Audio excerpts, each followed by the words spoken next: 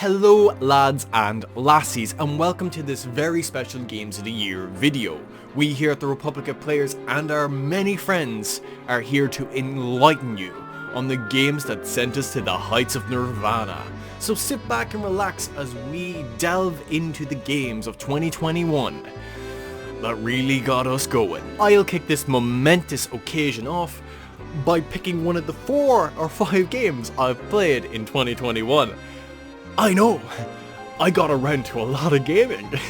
My game of 2021 has to be Chivalry 2. Now, I'm not usually big on multiplayer games, but my god, my inner nerd was awakened as I charged into the beautiful chaos of Chivalry 2.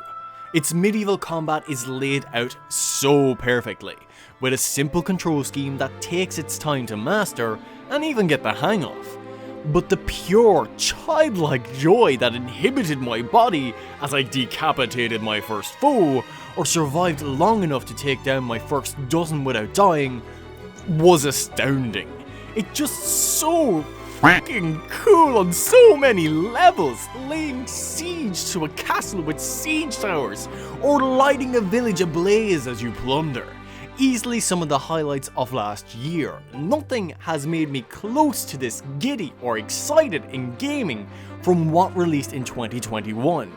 And experiencing all this from a first-person perspective is enthralling. I'm honestly so surprised there isn't more first-person medieval type games out there, because this slaps hard. And if you have buddies to run into battle and face your inevitable deaths, by god, does this game become such a greater experience. The silly stories we made up, or the fact that we would gush when we were on a very, very rare kill streak, was honestly pure gold. With friends, this game becomes just so much more. It's easily up there as one of my favourites, if not my favourite multiplayer game I've played online. Period. The locations are incredibly designed and are always a blast to play through, whether on the defending or attacking side. But I will admit the offensive side is always a little more fun, especially when desecrating relics or blowing up trebuchets. Always love going on a vacation when they blow up. I think everything in this game just works perfectly. From its simple but fun combat, its style and setting, which I am so on board with, its music, which always seems to kick in at the perfect time, creating horrendous looking characters while always giving them funny sounding voices, and the pure satisfaction of murdering other players viciously. But yeah, Chivalry 2, my game of the year hands down, and I implore people to give this game a shot. And if you do, I look forward to seeing you on the battlefield. Mind you, I'll probably be one of the dead bodies. Yo, what is crack, ladies and gentlemen? My name is Payne for Payne Gaming, and we are here to talk about my personal game of the year. And what you can tell from behind me, that is my footage from Resident Evil Village. And Resident Evil Village probably takes my game of the year from last year. Last year, unfortunately, it wasn't a great year for games. There was a lot of delays, a lot of promises games to come out last year, but they got delayed till the next year, unfortunately. So there wasn't really a lot to choose from. There were a few good games, don't get me wrong. There were a few games also that kind of came out too late to be game of the year. Don't get me wrong, Forza Horizon 5 is a phenomenal game. Fantastic game, I love it. The detail and the quality and all, the art is brilliant. However, I didn't play it enough to really kind of warrant to be top game of the year. I haven't even finished it yet. I've only really played about maybe a couple of hours of it or something like that.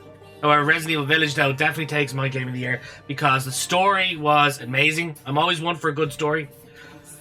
There was a few hiccups here and there, but like, I mean, at the end of it, it comes full circle. You find out where Umbrella started, how it started, and, you know, the whole Ethan story comes to a close, or does it? You know, the ending, I'm not going to spoil anything now if you haven't played it now at this stage, because, come on, it's been out for a while. But the ending does kind of leave it open a little bit to maybe we're going to play as a certain character. That I'm not going to spoiler or anything, but we could play as another character in the next season. Who knows where they're going to take it out. But no, Resident Evil Village, the character development, the story, the various enemies, the bosses, like our great giant lady Dimitrescu. Very fun boss battle. Very fun to like have her chasing you around the castle and all that sort of stuff. Just like Mr. X, it was hilarious. And an absolute thrill, I must say. There was good number of weapons, good number of upgrades.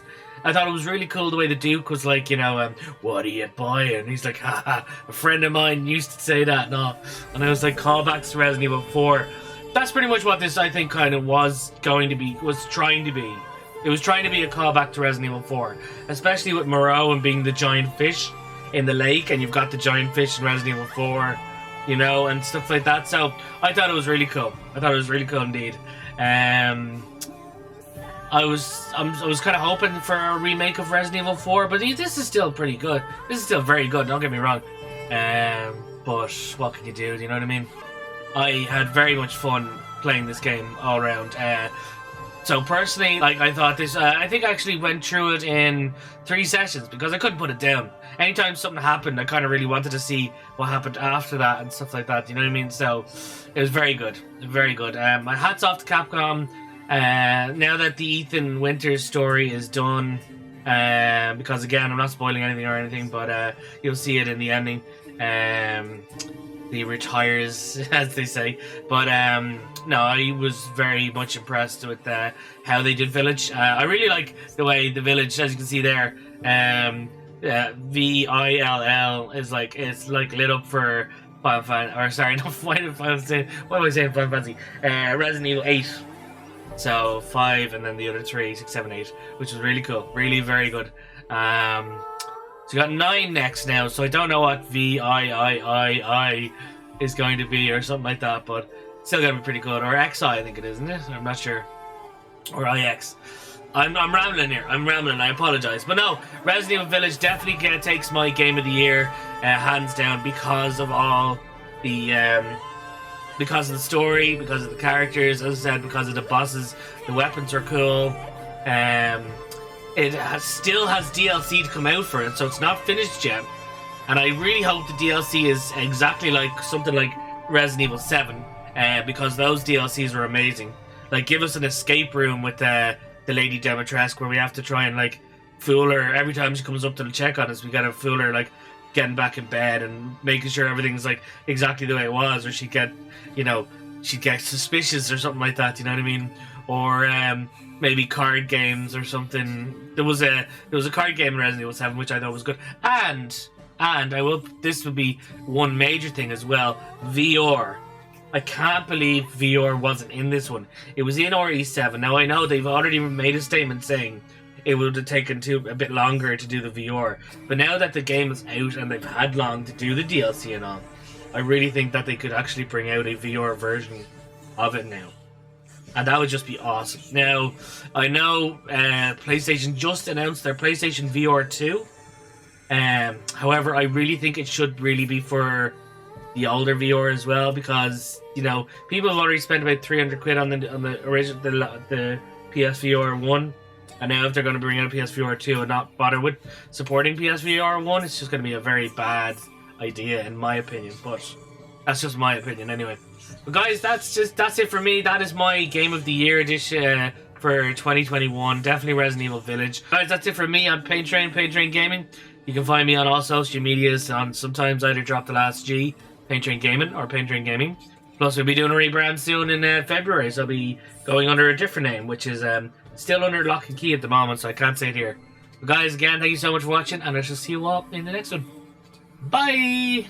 So for Game of the Year 2021, I want to talk about Destiny 2, which I think had its best year ever. I may as well start with a rundown of what Destiny is. Destiny is a first-person shooter MMO with that trademark Bungie smoothness and some excellent world building. It's been sitting quietly in the background as one of the most played games that not too many people notice, a bit like Rainbow Six Siege or Death by Daylight. Coming off 2020's Beyond Light expansion, this year started off strong, with Bungie's new prototype for how they were going to treat Destiny's seasonal content actually being really good. February's Season of the Chosen brought weekly content that progressed the story being told with new story missions, new match-made activities, and ending with a new 3-player strike mission set aboard an enemy race's giant battle tank that featured some really fun, high enemy density combat and a very memorable boss that, when played on the Strike's highest difficulty Grandmaster, is one of the most challenging and rewarding encounters in the game. This was also the season that Bungie really seemed to get how to tell a seasonal storyline, introducing new characters like the enemy leader Keitel, and showing us how her Cabal race were more than just big red armor space marines and helped us to understand the universe just a little bit better. This created what is now a new blueprint for seasons. Next we got to May's Season of the Splicer, which had us deal with members of the Elixni race, who up until now were usually our enemies, but they were coming to us for sanctuary, and this told an excellent story centered around learning to treat people for what they are and not your previous assumptions, and how that robot lady was a giant, stupid racist, and I'm glad she's dead. This season also brought back the Vault of Glass, which was originally the first ever raid in the original Destiny, which was revived this year with updated mechanics and new enemies, and was just made overall harder because at the power level we're now compared to the original Vault of Glass, we would have just blown through it. This is some of the most fun I've had in any game this year. I have 60 full clears and I have the Flawless badge, which my team obtained legitimately and not with the cheat that was around for like 2 weeks. Very proud of that one. Then, since August, we've been in Season of the Lost. And I'm not going to say too much about the story about Season of the Lost. It's been used as a prelude to the upcoming Witch Queen expansion, to great success I might add. It's a real cool way of hyping up your new expansion. The storyline from this season will lead directly into that. But I do want to talk about Bungie's 30th anniversary, which happened in December and came with it some really fun celebratory content, like weapons and armor from Marathon, an old game that Bungie used to make for Apple computers, and some weapons based on stuff from Halo, like the Magnum and the Battle Rifle. They can't use the exact skins because of copyright reasons, but they're almost exact replicas of those weapons, and they've been incredibly fun. It also brought with them a new dungeon called the Loot Cave. If anybody doesn't remember, the Loot Cave was one of the first things that happened in the original Destiny. There was a cave where you could shoot endlessly to gain loot. It became a giant meme. So for the 30th anniversary, Bungie brought us back to the Loot Cave in a new dungeon that is absolutely hilarious. It's full of traps, and the day one experience of that was one of the funniest things I've been through this year. So I've had an incredible year with Destiny. Shout out to my clan Deviate. They've kept me sane during a pretty crap year otherwise, and thanks to Bungie for making a game I'm always happy to come back to. Hey, idiot, choose a new game. That isn't eligible. Oh, really? But it's the best thing I've done this year. Okay then. Tales of Arise is pretty good. Hey guys. Yeah, so my favourite game of 2021 and really of 2020, and that is Final Fantasy XIV. We already did a thing on Game Air about our favourite games, but you know, there's a difference between just writing a small piece and really delving into it with the, you know, speaking about it is, I adored Final Fantasy XIV. I adore Final Fantasy XIV. The world, the people, the players, the community. I've written so much about it. I've fallen in love with it so much. It got me through a lot of stuff because, you know, 2020 was a very, very difficult year for people. Couldn't see friends, couldn't go out, and it was one of those experiences where I finally decided I'd play an MMO. I've never actually played an MMO in my life. I've dabbled, like beforehand, my friends and I were like, okay, we need something to play. What will we play? And it was like, well, we don't want to spend any money. And, you know, Graham has a terrible laptop. Like, even now, I have a Lenovo, but it's built for business. It's not built for pleasure. So we played, I think, Neverwinter, the free version, and it was okay, but it had no personality in my opinion. It was very boring. The guys, because they had more time, my friends, than me, would go on and would get miles ahead of me, and something very disconcerting about that, and very disconnecting about that. So eventually we all found ourselves at Final Fantasy. Now, I'd played Final Fantasy XIV a little bit, but not much, and I liked it. I thought it was really interesting. I created a Rogadin. I arrived in Ul'dah, and yeah, I liked it. I thought it was really good fun. My first class was Pugilist, Monk. It then evolved into, and I just fell in love with it. As the game went on and on and on, and my friends were joining me along for this journey, I just found myself coming back to it again and again and again. until I got to Heaven's Ward. I was like, oh crap, I have to pay for this, and I pulled the trigger and I paid for it. And coming up to now 2 years, maybe longer, I'm not quite sure. Time is an interesting construct now in, a pandemic. I can't see myself never not playing this. It's a comfort. It's everything I've ever wanted in a community, in a game. And I finally get it. I never was into World of Warcraft. I never could get into it. I don't know why. I never tried any of the other MMOs. I never tried Final Fantasy 11. But now I get it. And it's such a beautiful thing to be there with your friends all around the world, near, far, fighting primals, saving civilizations. And I adored it. I can't get enough of it.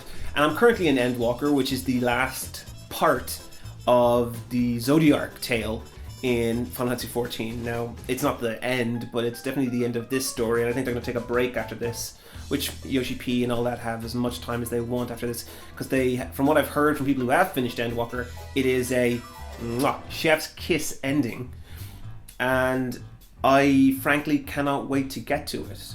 But at the same time, I'm terrified of getting to it, because then that story will be over.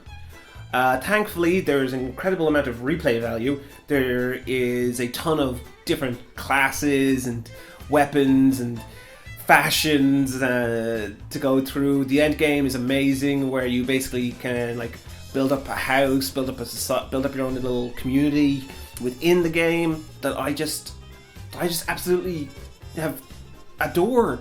I've tapped into a little bit of it, and I'm hooked. There's nothing really else to say except Final Fantasy 14 was my game of the year.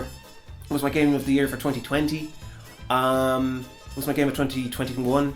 And unless I play something really spectacular in 2022, it might be my game of the year for 2022. Depending on how long it takes to finish it. Because I get the reason why my friends would always get ahead of me, and I find this funny, is because they always laugh at me. It's like, Graham, stop doing the side quests. I'm like, no. These side quests are fun. Yeah, you're barely getting any XP. I'm like, don't matter. Because they're having fun. I'm meeting new interesting characters. There's literally a side quest called the Hildebrand side quests that are just anime. You literally are playing an anime. There's a ton of the raids, the events, the alliance raids, the normal raids, the trials, everything. And I adore them. And I can't get enough of them, and I don't care if it slows down the game. The experience is enriched. There is nothing in Final Fantasy 14 that I don't love. And I'm genuinely trying to think through my head right now, is there anything? And there isn't. I adore this game. I recommend it to everyone. You can play up until Heaven's Ward and reach level 60, which is only 30 levels behind the max level right now, which is level 90. I can't recommend it enough. Although at the same time, I do want to not recommend it, because the queues sometimes into Final Fantasy 14 can be very long, because people have discovered it, like me, in the last 2 years. So yeah. I mean, it's nothing. I'm not speaking any new truths. I'm not, throwing down any truth bombs. Loads of people know how great this game is. Loads of people probably have chosen this game as their game of the year. But this is mine, and yeah, I adore it. So yeah, that's me. Thanks for taking your time to listen to me. And yeah, bye-bye. Hey guys, Ronan here. I can't believe another year has passed, but I've still enjoyed lots and lots of gaming this year. But the one game that I have to put top over everything else has to be Forza Horizon 5.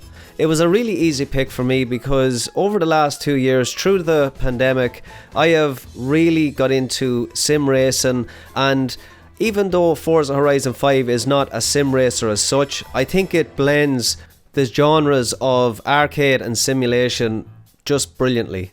I think anyone getting into this game, there is something here if you like open world games, there is something here if you like collectathons.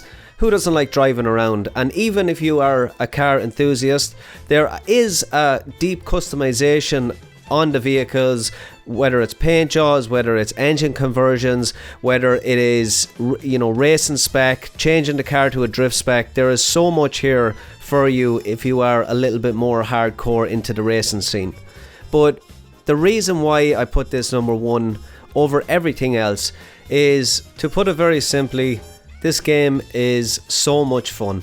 Every time I'm playing it, I'm smiling from ear to ear. Whether it's going searching for one of those infamous barn finds and wondering what's behind that door, or whether it's taken to the online scene and doing some online racing, or whether you just want to drive around Mexico and smash a few billboards. The game is just fun, guys, and I think we all need a little bit of fun in our lives.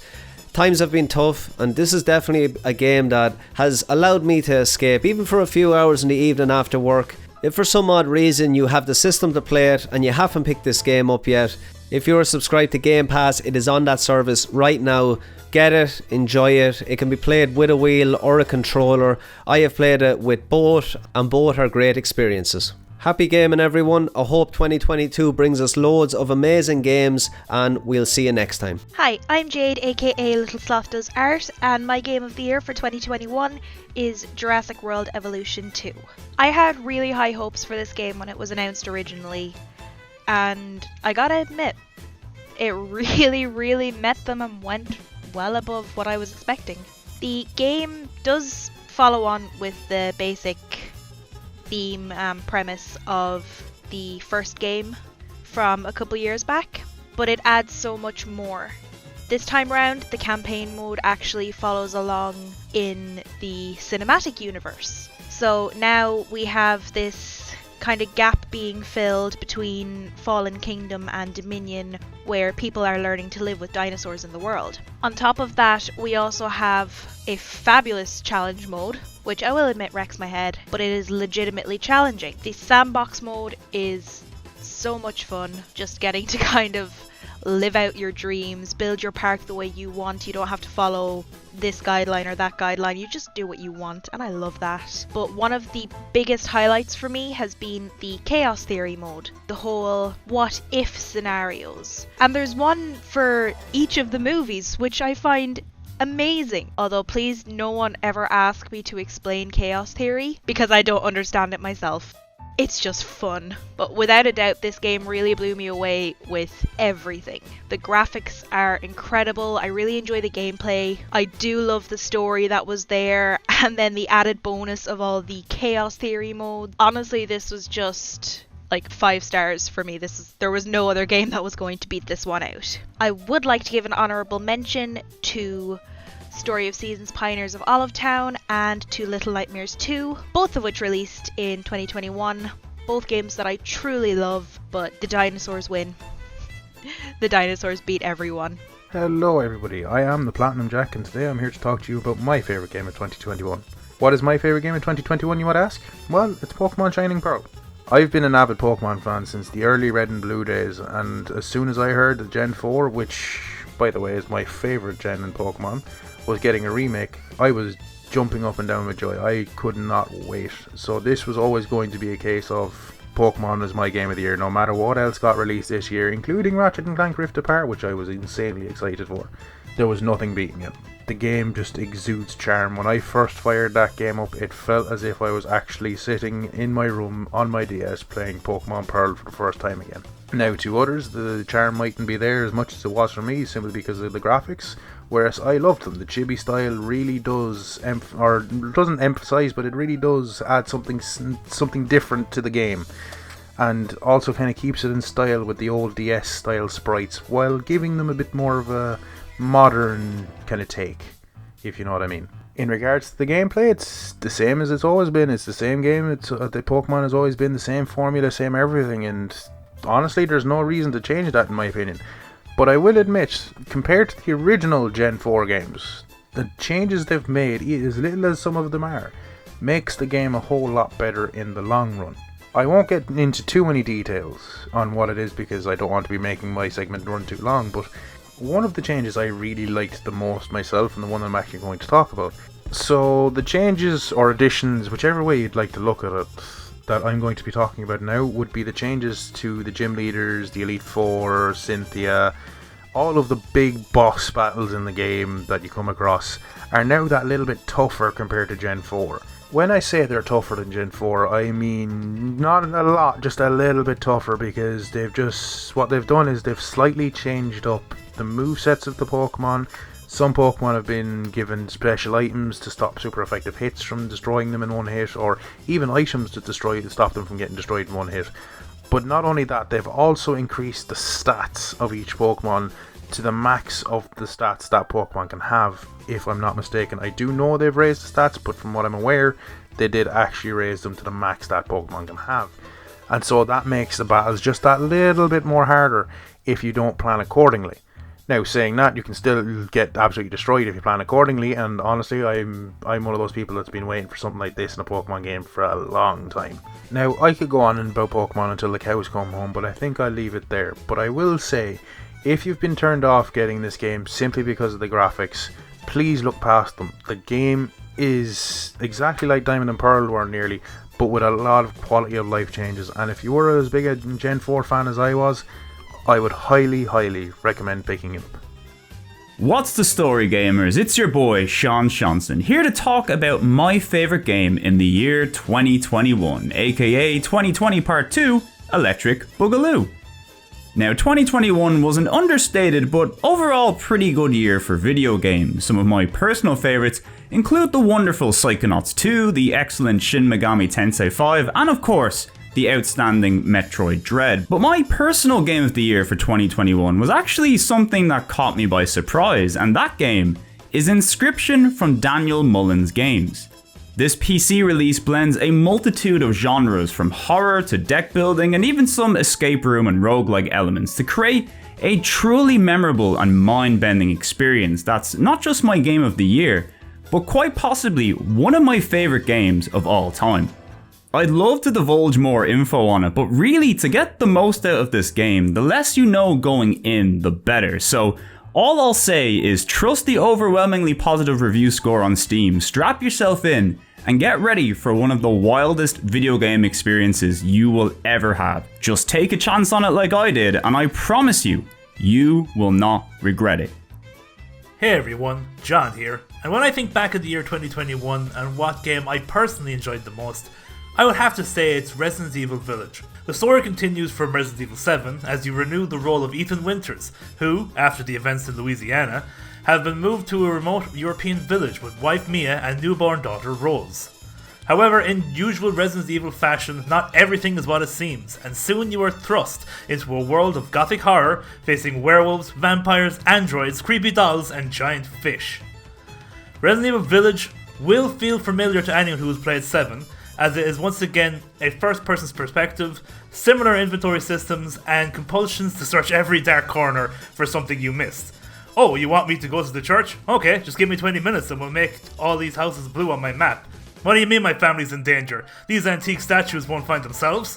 However, even though it feels the same, Resident Evil Village has more of an action pace to it, where it's less being stuck in narrow corridors with a big bad, it's running around a small open area being chased by hordes of werewolves, kiting them towards exploding barrels. This makes for some great fast-paced and frantic set pieces, where every bullet counts, especially on harder difficulties. This isn't to say it doesn't have its own more subdued set pieces, such as House Benviento, which was truly terrifying. The game is a great mixture of in-your-face action and slower moments to mix up the pacing and keep you on your toes. Is that a puzzle behind the next door? Or a massacre waiting to happen? It also has its admiration for Resident Evil 4 open for the world to see, with the village itself, the hidden gems to shoot out of secret areas, even down to the trader, whose voice lines reference the classic merchants. What are you buying? I would not be surprised if the developers had a cheeky go of Bloodborne in the past, with its setting, images of beasts and people on pyres burning in the village square, and its interwoven shortcuts. The game is broken up very well into different sections. You have the village itself as sort of an open hub world connecting to the main boss's separate dungeons.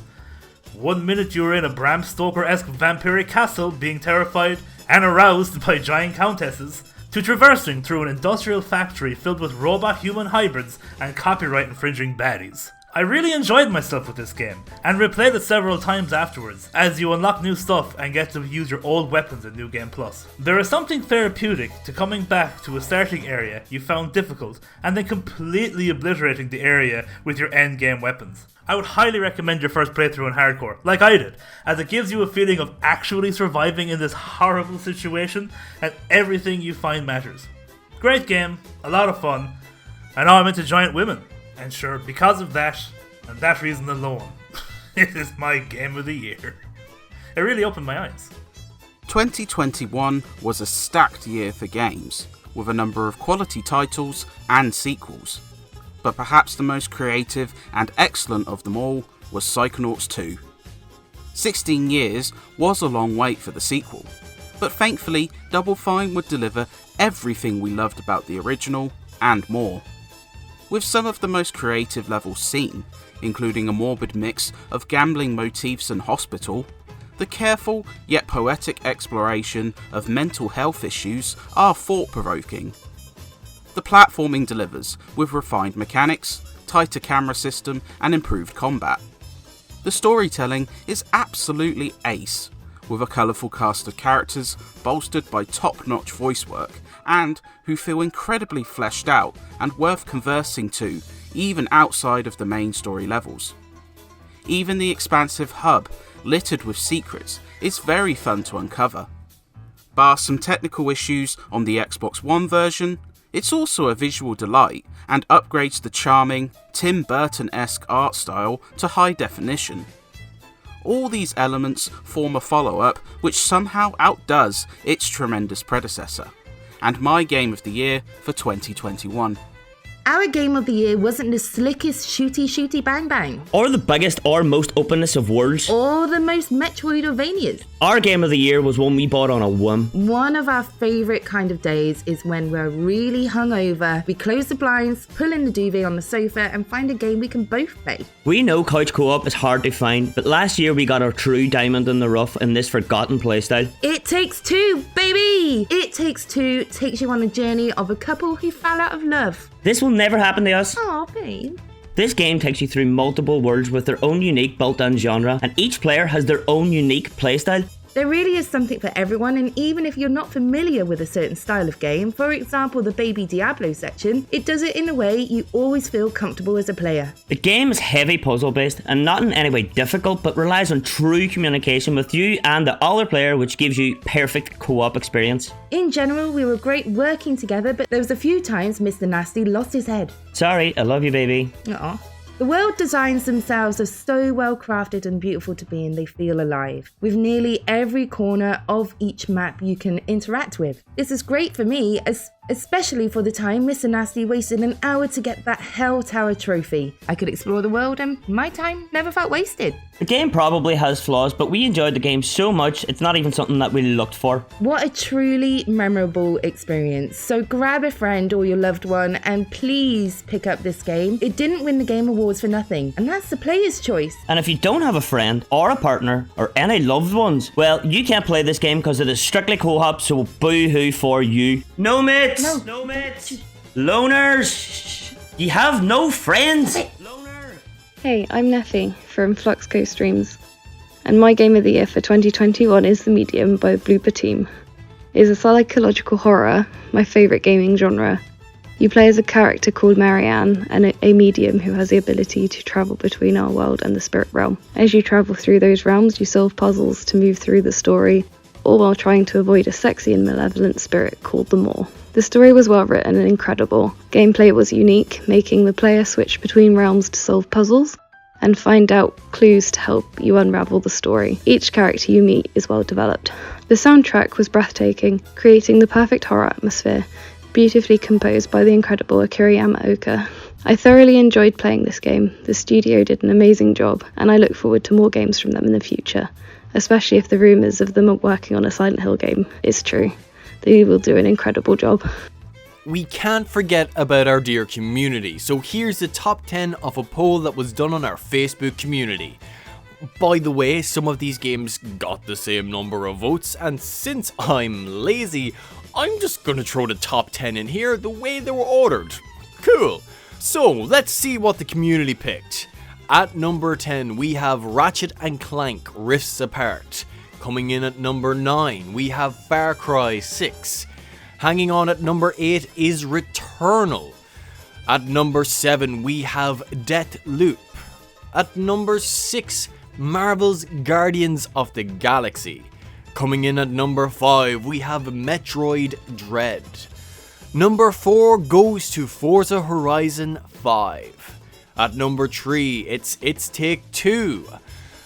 At number 2, we have Resident Evil Village. And at number 1, the cream of the crop, we have Halo Infinite.